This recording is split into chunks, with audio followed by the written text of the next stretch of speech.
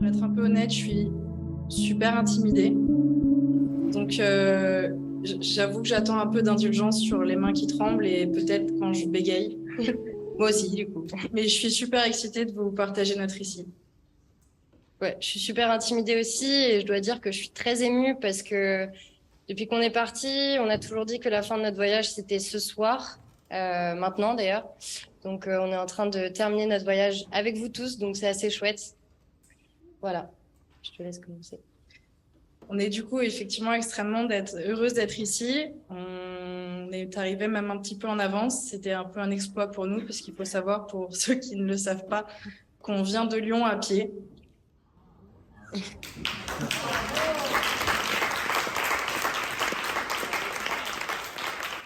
Bon, il y avait une raison quand même, hein. Et on a fait un peu de stop. C'est parti d'une histoire assez drôle, parce que c'est donc Romy, ma cousine, qui m'a appelé un jour et qui m'a dit: écoute, je suis super émue, j'ai envie de faire des choses avec toi, et j'ai la patate parce que je viens de voir un épisode de Nuit et culottée, et en fait je crois que dans ce monde tout est possible.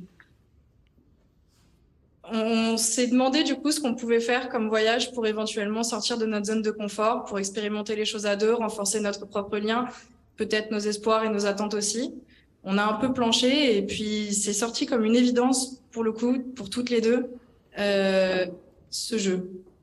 Cet atelier, on s'est dit: écoute, on ne sait pas d'où on part, on ne sait pas où on va, mais on part avec ce jeu et on va essayer d'y jouer avec le plus de personnes possible, mais surtout des personnes qu'on ne connaît pas et qu'on n'a pas prévu de rencontrer. À partir de là, Romy a envoyé un message à Julien pour lui demander l'autorisation, évidemment. Et là, ça a été une cascade de joie et plein d'étoiles qui se sont alignées. Parce qu'en fait, il l'a même invité à déjeuner pour lui dire qu'il croyait en nous et que c'était une super idée, et que au lieu de le vivre à deux, on ferait peut-être mieux même de le partager. Alors, elle m'a appelée et son message vocal est super chouette, parce qu'elle me disait: je redescendrai jamais de ma planète, je redescendrai jamais de ma planète. Et en fait, on est toujours pas redescendu. Donc, on s'est dit: ok, on part, on se donne rendez-vous avec Julien ici ce soir et avec vous, et on verra. On s'est laissé porter par le hasard et on l'avait prévu comme ça, sauf que c'était super flippant. Donc au début, on devait partir le lundi, puis le mardi, puis le mercredi. Et en fait, on est parti le samedi à 15 heures de Lyon, du coup, objectif Neuville-sur-Saône pour la première nuit chez l'habitant, du coup, parce que c'était la base du projet. Et donc, c'est d'ailleurs le premier jour où on a commencé à longer la Saône, celle qui deviendra notre compagnon de voyage pour la première semaine. Et alors à ce moment-là, on était très curieuses, très excitées, mais comme tu disais, sans se mentir, on avait carrément la trouille parce que bah on allait demander l'hébergement et qu'on n'avait jamais fait ça.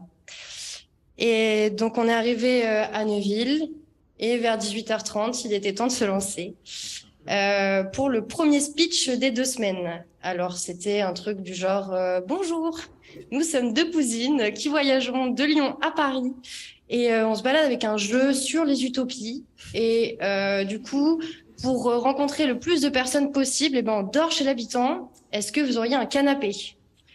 Voilà. Au bout de la 5e personne, on a eu donc Sandrine qui nous a regardé et qui a dit chiche. Et le voyage a débuté comme ça. Et c'était assez chouette comme départ. Je pense que on rêverait toutes les deux de pouvoir vous partager heure par heure tout ce qui a pu se passer, toutes les rencontres qu'on a pu faire, toutes les choses improbables qui nous sont arrivées. Mais on n'a pas 2 semaines. Donc on va essayer tout simplement de trier, nous, peut-être des éléments, des anecdotes et des pépites, et vous les partager. Certains moments forts aussi. Et avant tout, je voudrais commencer sur l'utilité de ce guide qui nous a guidés pour le coup et qui a teinté notre voyage, parce que ça a été l'outil et l'élément essentiel qui nous a constamment légitimés en fait dans notre démarche, et qui nous a permis aussi de briser la glace avec les personnes qu'on rencontrait, parce que parler d'utopie avec des inconnus, comme vous l'avez vu, c'est génial. Mais alors avant de se lancer, on a un peu du mal à faire la part des choses entre l'appréhension et la peur et en même temps l'envie de savoir. Donc ça nous a suivis, ça a été un moteur aussi parce qu'on avait un peu du lien avec nous et qu'on se disait il faut qu'on le fasse, il faut qu'on le fasse, il faut qu'on le fasse et il faut qu'on avance. Et il faut qu'on arrive avant le 15. Ouais. Et voilà, en fait, ça a été notre seule boussole avec ce rendez-vous ce soir. C'est ce qui a laissé place au hasard et c'est ce qui a laissé place à aussi un bon nombre de rencontres et de situations assez improbables, merveilleuses et assez loufoques. Ouais, on peut pas tout raconter du coup comme Anis disait, mais du coup on a quand même sélectionné des petites pépites, des petits teasers assez marrants, du style en 2 semaines on a dormi chez 14 chats et un chien. Alors pas chez 14 chats, vous l'aurez compris, mais sur 13 personnes qui nous ont hébergés, juste 2 n'avaient pas de chat, donc on a trouvé ça marrant. On a fait du stop et on est monté dans un camion de poids lourd. Voilà, ça c'était cool. On a fait du marteau-piqueur. Alors ça aussi c'était vraiment génial. On a adoré. On a fait des câlins à des agneaux. On a participé à une messe franciscaine dans une chapelle du XIIe siècle, en plein milieu des bois, à Vézelay. On a assisté à des ballets de mésanges pendant 3 petits déjeuners chez Marie-Jo. Marie-Jo chez qui on a passé 3 jours et avec qui on a passé 3 heures à jouer à ce jeu. Et c'était vraiment génial. Marie-Jo, je dois le dire, qui est une octogénaire et c'était vraiment incroyable de jouer avec elle. On a lu les mémoires de la grand-mère de Marie-Jo aussi, qui dataient de 1860. Et c'était, voilà, encore une fois incroyable. On a dormi dans 2 tiers-lieux qu'on a appelés les utopies vivantes ou les utopies en création, ou bref, vous avez compris. On va conclure qu'on a voyagé à travers une vingtaine d'utopies. On a voyagé à travers les utopies d'une petite vingtaine de personnes rencontrées au hasard lors de notre trajet. Et je voulais contextualiser un peu. Pour ma part, je suis rentrée de Mayotte il y a 1 an. Et en rentrant, j'ai pris une petite claque dans la figure en me rendant compte de l'état de l'humanité. Non pas que j'en avais pas conscience, mais là, c'était quand même quelque chose de très profond. Ça a rentré dans ma quête de sens, dans mon besoin de contribuer, voilà, c'est intime ce que je vous partage, mais j'en ai besoin parce que ça contextualise et j'ai besoin de moi. Voilà. J'ai toujours été quelqu'un d'assez optimiste et là, j'avais l'impression de perdre pied, en fait, que tout ne servait plus à rien, en fait, si c'est français. Ça c'est venu questionner le sens profond de mon existence et en fait, j'étais complètement perdue. Et ce voyage et ces voyages, comme vous venez de les faire, et c'est très chouette que vous l'ayez fait parce que maintenant, vous pouvez comprendre ce qu'on a vécu. Pour ma part, permis de retrouver foi en l'humanité, mais aussi, ça m'a permis de retrouver un cap. Parce que à force de voyager à travers l'utopie des personnes que l'on rencontrait, qui étaient formulées ou pas d'ailleurs, parce qu'on a rencontré aussi des gens avec qui on n'a pas joué, mais des gens qui vivaient à travers leurs utopies. On a Souila, une dame qui avait un café et qui, en fait, tous les clients venaient, ils la connaissaient tous et elle nous a dit, ça fait 3 semaines que j'ai ouvert mon café, mais avant je travaillais dans un grand resto et il n'y avait pas de lien entre les gens et en fait c'était incroyable parce que tous les clients la connaissaient alors que ça faisait que 3 semaines. Et je me suis dit, ok, en fait elle vit dans son utopie. Enfin, elle crée son utopie.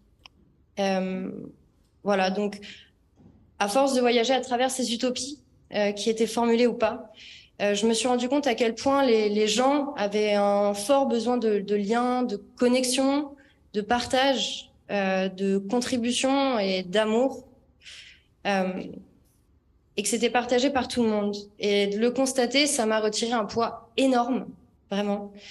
Et je vous parle pas de tous les autres apprentissages du voyage, du genre le pouvoir de la contemplation, à force de marcher au bord de l'eau, du retour au ressenti de l'instant présent, parce qu'on savait jamais où on dormait de toute façon, donc on n'avait pas le choix, de l'écoute de nos intuitions, de l'ouverture du cœur et plein d'autres apprentissages. Ça serait très long à décrire. Et en plus de voyager à travers l'utopie des personnes qu'on a rencontrées, forcément, j'ai décrit la mienne à travers 20 jeux et dans toute sa vulnérabilité. Et en fait, aujourd'hui, je peux vraiment dire que c'est plus vraiment une utopie. J'appellerais plus ça un cap que je me suis fixé à moi-même, mais que je pourrais plus jamais effacer en fait de ma tête et de mon corps et de moi-même. Et ça m'a permis d'avancer, enfin, de me faire le contrat, on va dire, que j'allais avancer naturellement vers le sens que j'ai envie de donner à ma vie. Et pour résumer, je dirais que ça m'a permis de formuler et d'intégrer qui j'avais envie d'être, parce que c'est souvent ce que je répondais aux gens. Qu'est-ce que vous faites de votre vie? Bah, j'apprends à savoir qui j'ai envie d'être. Voilà. Donc, ça m'a permis d'intégrer qui j'avais envie d'être et à quoi j'avais envie de contribuer. Et pour ça, merci. Et je passe la fleur à Anis. Du coup, c'est le moment d'espace où on s'est laissé pour exprimer nos ressentis. Et j'ai jamais réussi à le préparer. Et j'ai marqué 2 phrases qui m'ont accompagnée tout le long du voyage. C'était heureusement que les gens existent et tout est parfait. Et il y a eu des milliers d'apprentissages en 2 semaines, ce qui est assez dingue et assez long à digérer aussi. C'est pour ça que c'est peut-être un peu dur aujourd'hui de formuler de manière concrète ce qu'on en retire et ce qu'on a vécu. C'est peut-être aussi pour ça qu'on a envie de tout raconter et qu'on tremble un peu. Mais l'idée, c'est de voir que effectivement tout est possible, que les choses s'alignent et qu'à partir du moment où, avant de partir, les gens nous disent mais si vous trouvez pas le soir, vous allez faire quoi? Et qu'on nous dit mais on va trouver. Ben, on a trouvé. On a trouvé tous les soirs et on n'a pas eu de galère et on n'a pas eu de pépins et on y a juste cru et par optimisme et aussi parce qu'on s'est pas laissé le choix que d'avancer constamment. Ben ça s'est fait, ça s'est déroulé et on a été obligé de constater que les infos étaient terribles, qu'il y avait énormément d'éléments de peur dans la vie de tout le monde et que les gens nous disaient de nous méfier des autres et que heureusement qu'on les écoute pas. Parce qu'on a vécu des choses incroyables, on a rencontré des personnes qu'on va certainement retourner voir et que s'ils n'avaient pas été là, on n'aurait pas vécu ça et on aurait peut-être dormi dehors. Alors heureusement que les gens existent. Et l'apprentissage que moi j'en retire, c'est que si ça a marché pendant 2 semaines, bah, ça peut marcher pour tout et tout le temps. Je voudrais continuer pour vous expliquer pourquoi on a appelé ça notre service utopiste, parce qu'on a appelé ça notre service utopiste. Déjà parce que c'est Julien qui nous l'a suggéré. C'est la vérité. Et ensuite parce qu'on se l'est approprié complètement en se disant, OK, on n'a pas volonté à prouver quoi que ce soit, on n'a pas volonté à moraliser qui que ce soit, on a juste volonté à expérimenter, apprendre, et on se donne un outil qui a priori a extrêmement bien fonctionné. Et je pense qu'on serait ravis de savoir que cet outil peut être réutilisé parce que l'apprentissage qu'on a fait, il vient pas de nous, il vient des autres et il vient de l'expérience en elle-même. Et c'est un apprentissage qu'on mérite tous d'expérimenter à n'importe quel âge et avec n'importe qui. Et pour illustrer ça, et pour terminer, on était d'accord pour vous lire quelques pépites de ces jeux parce que voilà, il y a des pépites qui sont ressorties comme dans tous les jeux que nous venons de faire. Et voilà, j'en ai sélectionné quelques-uns qui sont très parlants, qui sont en 2030 glorieuse, on ne confond plus le besoin et l'envie. Sandrine. En 2030 glorieuse, les gens sont libres grâce à l'acceptation de soi et des autres sans jugement. Justine. En 2030 glorieuse, la notion de nourriture a été réélargie aux liens, au don de soi, aux arts et à l'empathie. Cassandre. En 2030 glorieuse, l'éducation se fait à travers les expériences. Timothée.